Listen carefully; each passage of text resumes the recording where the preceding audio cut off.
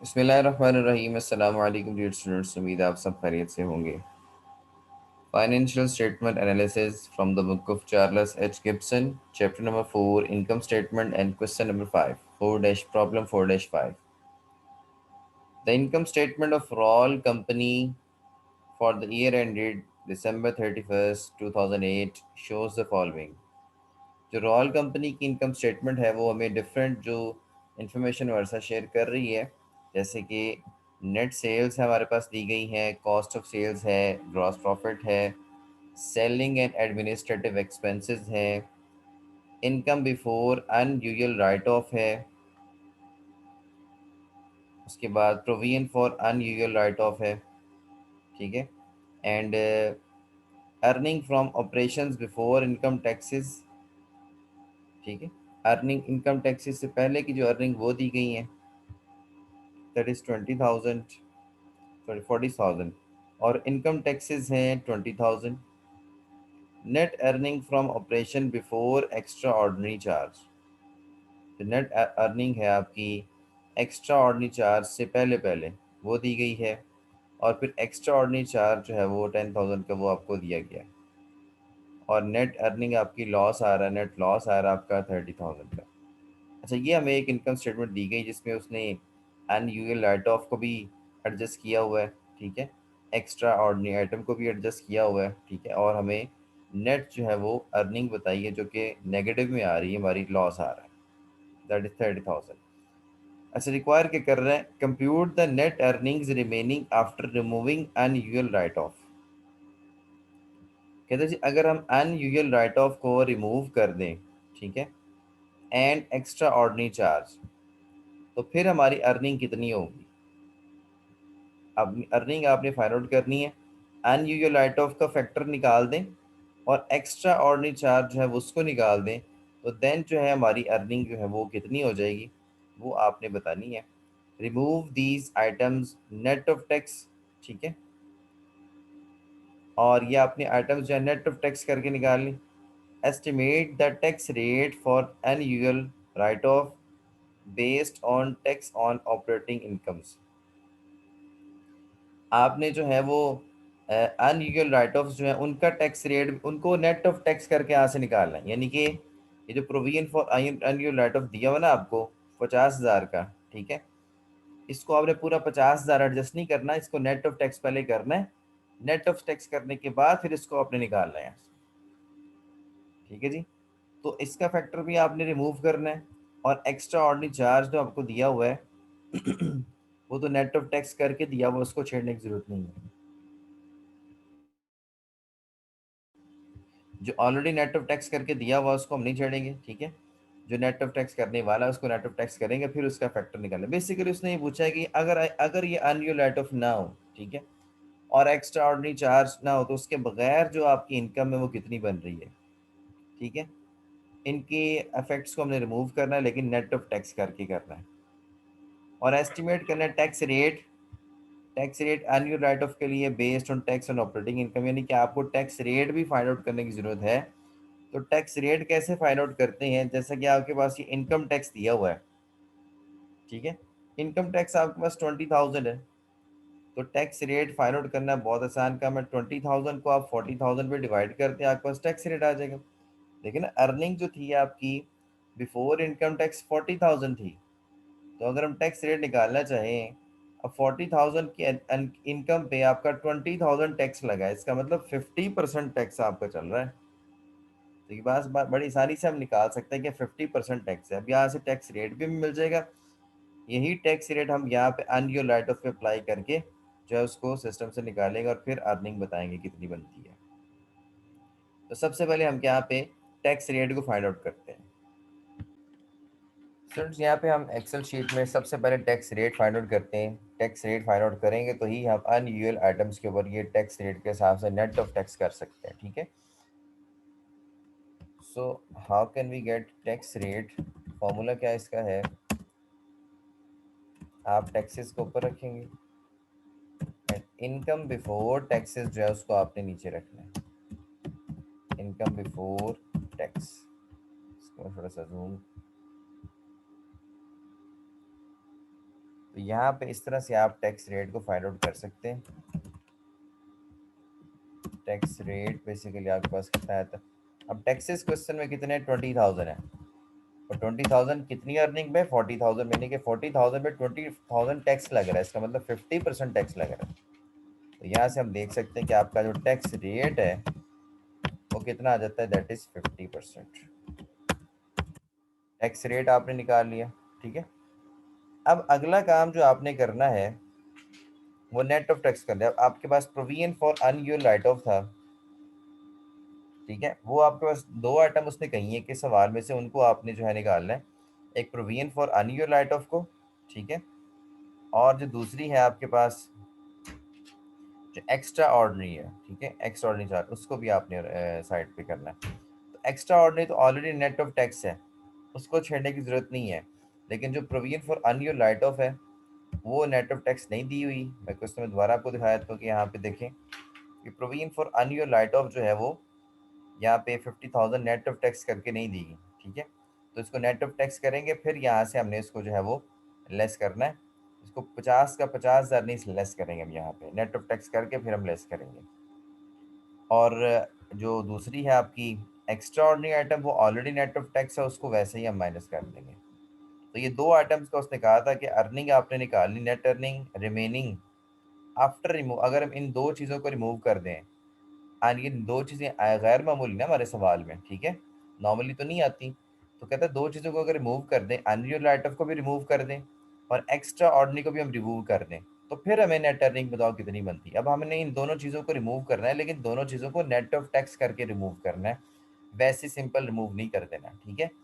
एक तो हमारे पास ऑलरेडी नेट ऑफ टैक्स है एक्स्ट्रा ऑर्डिनरी वाली, लेकिन जो अनयूज्ड राइट ऑफ वाली है नेट ऑफ टैक्स नहीं है, इसको नेट ऑफ टैक्स कर लेंगे। उसके बाद फिर हम इसको रिमूव करके देखेंगे कि हमारी जो है वो नेट इनकम कितनी बनती है, नेट अर्निंग कितनी बनती है, इनको रिमूव करने के बाद रिमेनिंग कितनी रह जाती है। तो यहाँ सबसे पहले हम कर लेते हैं provision for unused write off, वो net of tax provision for unused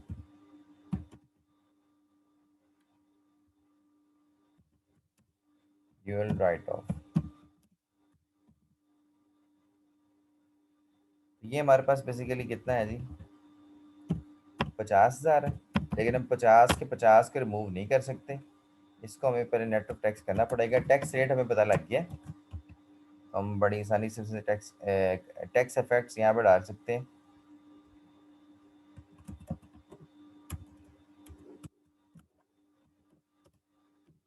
tax tax effects क्या होगा हमारे पास यहाँ पे, 50,000 है ना आपका, तो 50,000 का हम जो है वो 50% ले लेते हैं।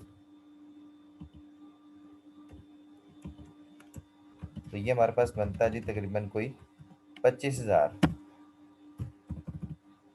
तो नेट ऑफ टैक्स इसमें से इसको माइनस कर दें, तो माइनस करने के बाद आपके पास जो बाकी बचता है वो भी 25,000 बच जाता है। लेकिन नेट ऑफ टैक्स करके 25,000 बनता है, तो 25,000 का इफेक्ट यहाँ से हम रिमूव करेंगे क्वेश्चन में से, और फिर देखेंगे अर्निंग कितनी आ रही है। तो ये तो हो गया प्रोविजन फॉर अनयूज्ड आइटम। और जो एक्स्ट्रा ऑर्डिनरी आइटम है वो ऑलरेडी आपके पास जो है वो नेट ऑफ टैक्स की हुई है, तो उसको हमें जो है वो करने की ज़रूरत नहीं है, ठीक है। तो इन दोनों के इफेक्ट्स हमने जो है वो क्या करने, रिमूव करने। अच्छा, अब इन दोनों के इफेक्ट्स हम रिमूव करेंगे तो हमारे पास जो अर्निंग बनती है वो क्या बनेगी। सर। अच्छा, एक तो हमने इसका इफेक्ट निकाल देना है, ठीक है। दूसरा हमने इफेक्ट किसका निकालना है, एक्स्ट्रा ऑर्डिनरी चार्ज का था, जो कि मेरे ख्याल उसने नेट ऑफ टैक्स करके ही दिया हुआ है क्वेश्चन में हमें, ठीक है। नेट ऑफ टैक्स मेरे ख्याल 10,000 का उसने किया हुआ है।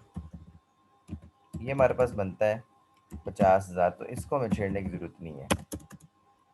ये 50,000 का फैक्ट जो है वो नेट ऑफ टैक्स किया हुआ है। Unused write of net of tax नहीं किया हुआ था, वो हमने नेट ऑफ टैक्स कर लिया। और सवाल में हमारे पास जो लॉस आ रहा है, तो नेट लॉस जो आ रहा है वो कितना आ रहा है आपके पास, आपके पास 30,000 का लॉस आ रहा है, 30,000 का लॉस आ रहा है। इससे आपने जो है वो बैक जाना है। अब बैक जाएंगे तो आप देखेंगे कि आपकी जो इनकम है वो कितनी बनती है, अगर हम इन दोनों का इफेक्ट निकाल दें। देखें ये दोनों आपके माइनस हुए हुए थे ना, क्या ख्याल है, ऐसे कॉन्सेप्ट आपको थोड़ा सा समझाने की कोशिश करता हूँ मैं। ये देखें, ये आपका अनयूल राइट ऑफ जो है वो माइनस हुआ हुआ है, 90 में से 50 माइनस हो के 40 आया ना, यानी कि ये ऑलरेडी माइनस हुआ हुआ है। तो हम इसको अफेक्ट निकालने के लिए इसको दोबारा ऐड बैक करेंगे, ठीक है। इधर से आप देख सकते हैं कि एक्स्ट्रा ऑर्डिनरी जो चार्ज है वो भी आपका यहाँ से क्या हुआ हुआ है, 50,000 माइनस हुआ हुआ है। तो अगर हम इसको निकालना चाहते हैं, एक चीज़ इनकम स्टेटमेंट में ऑलरेडी माइनस हुई हुई है, ठीक है, अगर उसका हम इफेक्ट निकालना चाहते हैं तो हम उसको दोबारा से ऐड बैक कर देंगे। बात बड़ी सिंपल सी है।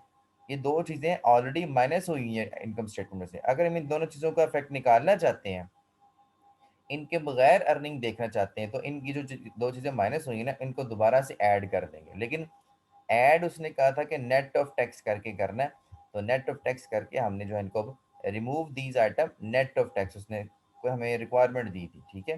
तो नेट ऑफ टैक्स करके इसको हम रिमूव कर लेते हैं। हमारे पास ये नेट ऑफ टैक्स, ये प्रोविजन एनुअल राइट ऑफ का भी आ गया और एक्स्ट्राऑर्डिनरी चार्ज का भी आ गया, ठीक है, और नेट लॉस। अब हमने ऐड बैक करनी चीज़ें, ठीक है। तो सिंपल हम क्या करेंगे, हमारे पास जो है वो नेट अर्निंग है with out non recurring items, यहाँ हम निकालेंगे net earnings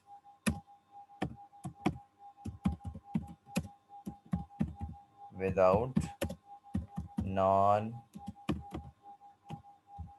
recurring items. Non recurring items है ना, कभी कभी आती हैं, अनयूल राइट ऑफ हो गया, एक्स्ट्रा नॉन रिकरिंग आइटम्स है, ठीक है। अब इसमें हम क्या कर सकते हैं, एक तो हम हमारे पास जो है वो 30,000 का लॉस है, ठीक है, और ऐड बैक क्या करना है हमने, 25,000 को भी ऐड करना है दोबारा और 50 को भी ऐड करना है। तो हम यूँ कर सकते हैं 25,000 भी ऐड कर लें, 50 भी ऐड कर लें,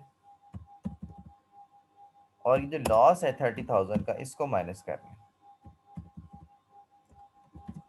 ठीक है। ये हम रिवर्स कैलकुलेशन कर सकते हैं, यानी कि 30,000 माइनस का है और 50,000 और 25,000 की दो पॉजिटिव के, क्योंकि इनको हमने ऐड बैक करना है। अब इसका अगर हम यहाँ पे इफेक्ट देखते हैं कि कितना बनता है, 25 और 50 75 बन जाता है, ठीक है। और 75 में से अगर आप 30 निकाल देते हैं तो ये आपके पास ऑलमोस्ट कितना बन जाता है, that is 45,000। This is your answer, ठीक है। ये आपने उसको निकाल के देना था, ठीक है। नेट अर्निंग आपने उसको बतानी थी कि इन दोनों आइटम्स को रिमूव करके जो नेट रिमेनिंग नेट अर्निंग बनती है वो कितनी बनती है, वो 45,000 बनती है। यानी कि अगर ये दो आइटम ना होती, अगर ये दो आइटम क्वेश्चन में ना होती तो अर्निंग क्या होती, तो अर्निंग 45,000 होती। अब ये दो आइटम क्वेश्चन में हैं तो हमारा लॉस आ रहा 30,000 का।